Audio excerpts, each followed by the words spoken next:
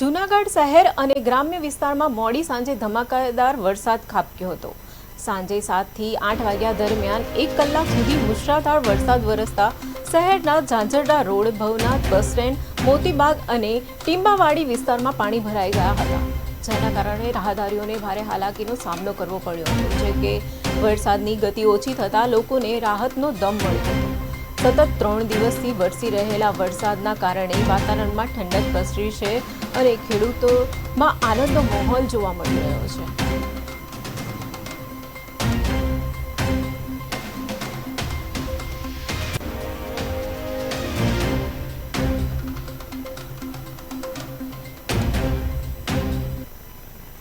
અમરેલીના ખંભામાં સતત ચોથા દિવસે વરસાદ વરસ્યો છે। ખંભાના મિતિયાળા રોડ ઉપર પાણી વહેતા થયા હતા।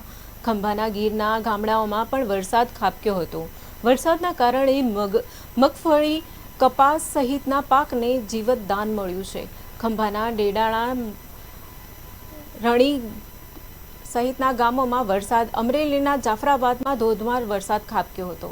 નાગરેશ્રી, બુલાણા, રોહિશા, હેમાળા, ધોળાદ્રી, મીઠાપુર, મિતિયાળા, સરોવડામાં ધોધમાર વરસાદ વરસ્યો છે। વરસાદ થવાથી ખેડૂતોના પાકને જીવતદાન મળ્યું છે। સાવરકુંડલા શહેરમાં સતત ત્રીજા દિવસે મેઘરાજાની મહેર બની રહી છે, જેના કારણે શહેરના અનેક માર્ગો પર પાણી ફરી વળ્યા હતા। નાવલી નદીમાં નવા નીરની આવક થતાં આસપાસના વિસ્તારોમાં ઠેર ઠેર હર્ષનું માહોલ છવાયું હતું।